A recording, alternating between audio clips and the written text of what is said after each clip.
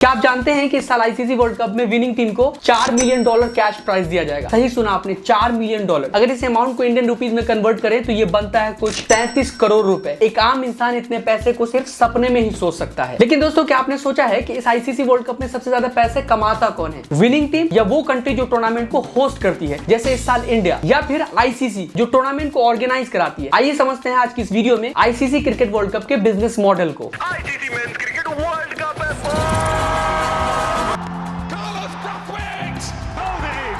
off in style.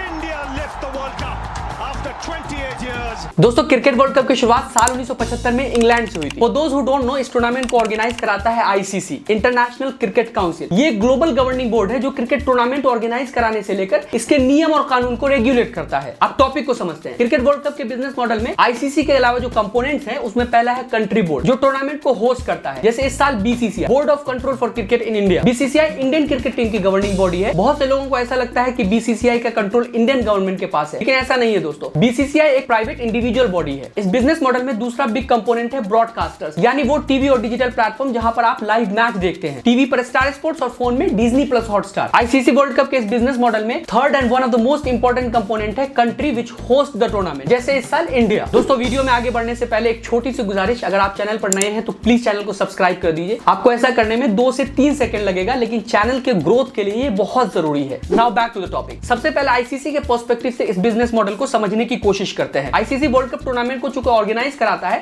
ऐसे में उसे बहुत सारे पैसे खर्च करने पड़ते हैं, जिसमें सबसे पहला खर्चा आता है कैश प्राइज। इस बार आईसीसी ने टोटल $10 मिलियन यानी लगभग 83 करोड़ रुपए कैश प्राइज के लिए अनाउंस किया है। विनिंग टीम को $4 मिलियन, तो वही जो टीम फाइनल में हारेगी उसे $2 मिलियन दिया जाएगा। कैश प्राइज पर होने वाले खर्च के अलावा अंपायर्स, कमेंटेटर्स, मैच रेफरीज की भी सैलरी आईसीसी को ही पे करनी पड़ती है। इस साल आईसीसी ने वर्ल्ड कप के लिए टोटल 16 अंपायर्स को हायर किया है, जिसमें 12 अंपायर्स आईसीसी के एलीट पैनल से बिलोंग करते हैं। अब ये एलीट पैनल क्या होता है? तो इसका सिंपल सा मतलब समझिए कि वैसे अंपायर जिसको आईसीसी अपॉइंट करती है टेस्ट और ओडीआई क्रिकेट दोनों में अंपायरिंग करने के लिए। एलीट पैनल से बिलोंग करने वाले अंपायर्स की सैलरी ओडीआई क्रिकेट में अप्रोक्सीमेटली $3,000 होती है। अब आईसीसी इतने पैसे लगाती है तो उसको बदले में क्या मिलता है, इसको समझिए। आईसीसी का बड़ा सोर्स ऑफ इनकम है ब्रॉडकास्टिंग राइट। आप अभी वर्ल्ड कप किस प्लेटफॉर्म पर देखते हैं? स्टार स्पोर्ट्स या फिर Disney plus Hotstar. Star sports match को जो लाइव ब्रॉडकास्ट करता है, इसके लिए स्टार स्पोर्ट्स ने आईसीसी को $1.98 बिलियन यानी लगभग 14,000 करोड़ रुपए पे किए हैं। आईसीसी का दूसरा बड़ा सोर्स ऑफ इनकम है स्पॉन्सरशिप्स। स्पॉन्सरशिप्स के भी 3 टाइप्स होते हैं। पहला global partners,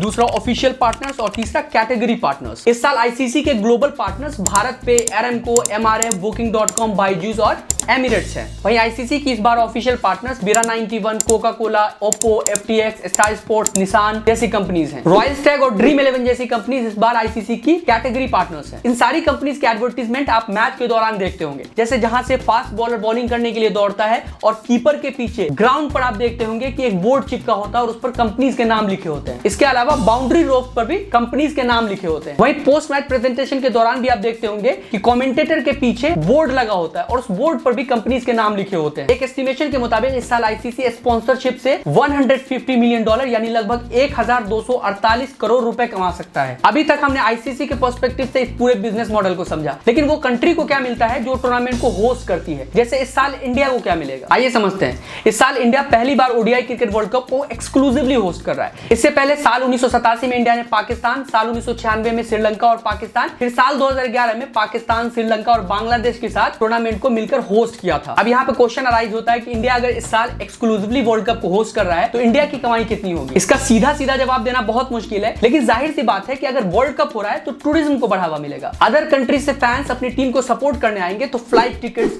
transport, hotel booking, foods and beverages पर लगने वाले टैक्सेस का पैसा इंडियन गवर्नमेंट के पास जाएगा। फॉरेनर्स अगर इंडिया विजिट करेंगे तो हाई चांसेस है कि वो हिस्टोरिक प्लेसेस और टूरिस्ट स्पॉट्स को भी एक्सप्लोर करें, तो इससे भी इंडियन इकोनॉमी के बूस्ट होने के काफी चांसेस हैं। वहीं इस साल ICC World cup festive season जैसे दिवाली और दशहरा के टाइम हो रहा है, तो इससे भी इंडियन इकोनॉमी को काफी फायदा पहुंचेगा। बैंक ऑफ बड़ौदा के कुछ इकोनॉमिस्ट ने ये एस्टिमेट किया है कि इस साल वर्ल्ड कप से इंडियन इकोनॉमी को लगभग 22,000 करोड़ रुपए का फायदा पहुंचने वाला है। ये तो ही प्रॉफिट की बात, लेकिन होस्टिंग कंट्रीज को पैसे खर्च भी करने पड़ते हैं, जैसे इंफ्रास्ट्रक्चर डेवलपमेंट, रोड कंस्ट्रक्शन और सफाई मेंटेनेंस पर होने वाले खर्च। वहीं सबसे बड़ा जो कॉस्ट गवर्नमेंट को बेयर करना पड़ता है वो है टैक्स एग्जेम्पशन। ये सिर्फ क्रिकेट में नहीं होता है बल्कि फीफा वर्ल्ड कप में भी होस्टिंग कंट्री को टैक्स में एग्जेम्पशन देनी होती है। इनफैक्ट फीफा वर्ल्ड कप में तो ये गिवन कंडीशन है कि जो कंट्री होस्टिंग बिड जीतेगी उसे टैक्स एग्जेम्पशन देना ही होगा। टैक्स एग्जेम्पशन देने में इंडियन गवर्नमेंट का रुख हमेशा से अलग रहा है। 2011 वर्ल्ड कप की बात करें तो लास्ट मोमेंट पर जाकर इंडियन गवर्नमेंट ने टैक्स एग्जेम्पशन दी थी। फीफा वर्ल्ड कप में जिस तरह से टैक्स एग्जेम्पशन दिया जाता है उसी तरह से क्रिकेट वर्ल्ड कप में भी टैक्स एग्जेम्पशन का रिवाज रहा है। आईसीसी टूर्नामेंट शुरू होने से पहले ही होस्टिंग कंट्री से टैक्स एग्जेम्पशन को लेकर पूरा मामला क्लियर कर लेती है। साल 2014 में बीसीसीआई ने T20 वर्ल्ड कप,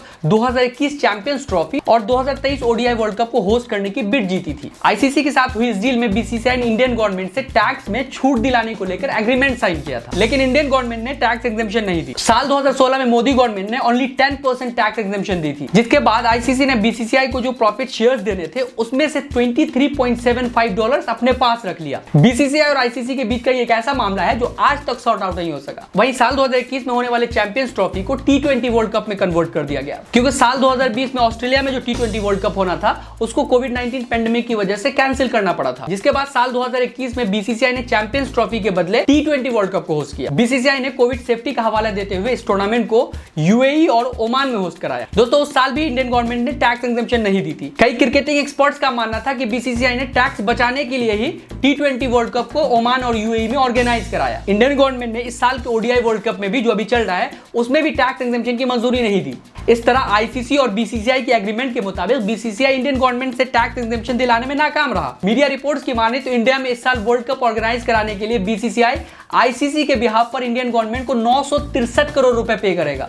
आइए आप समझते हैं इस बिजनेस मॉडल को टूर्नामेंट होस्ट कराने वाले क्रिकेटिंग बोर्ड के पर्सपेक्टिव से। यानी बीसीसीआई अगर इंडियन गवर्नमेंट को 963 करोड़ रुपए पे कर रही है तो बीसीसीआई को क्या फायदा होने वाला है? तो बीसीसीआई की पहली कमाई होती है ब्रॉडकास्टिंग रेवेन्यू शेयर से। मतलब आईसीसी के पास ब्रॉडकास्टिंग से जो रेवेन्यू जनरेट होगा उसका कुछ परसेंटेज वो क्रिकेटिंग बोर्ड के साथ शेयर करता है। क्रिकेटिंग बोर्ड का दूसरा बड़ा रेवेन्यू जनरेट होता है स्पॉन्सरशिप से। अब ये स्पॉन्सरशिप भी अलग अलग तरह के होते हैं। जैसे आपने इंडियन क्रिकेट टीम के जर्सी पर इस वर्ल्ड कप में ड्रीम 11 लिखा देखा होगा, यानी ड्रीम 11 इंडिया का जर्सी पार्टनर हुआ। बीते सालों में सहारा, बायजूस, एमपीएल, स्टार्स ये सब इंडिया के जर्सी पार्टनर्स रहे हैं। वही दूसरा स्पॉन्सरशिप का टाइप होता है किड्स स्पॉन्सरशिप। बीसीसीआई ने साल 2023 से लेकर साल 2028 तक के लिए एडिडास के साथ स्पॉन्सरशिप डील साइन किया है। इंडियन क्रिकेट टीम के जितने भी प्लेइंग किट्स होंगे उसको एडिडास मैन्युफैक्चर करेगा और उसके ऊपर एडिडास के ब्रांड लोगोज लगे होंगे। एडिडास के साथ हुई इस डील के मुताबिक बीसीसीआई पर मैच 75 लाख रुपए चार्ज करता है। इसके अलावा एडिडास मर्चेंडाइज यानी जर्सी, कैप्स और जितने भी किट्स हैं उसको सेल करके जो अर्न करेगा उससे बीसीसीआई की पर ईयर 9 से 10 करोड़ रुपए की कमाई होगी। इस बिजनेस मॉडल में लास्ट कंपोनेंट है ब्रॉडकास्टर्स।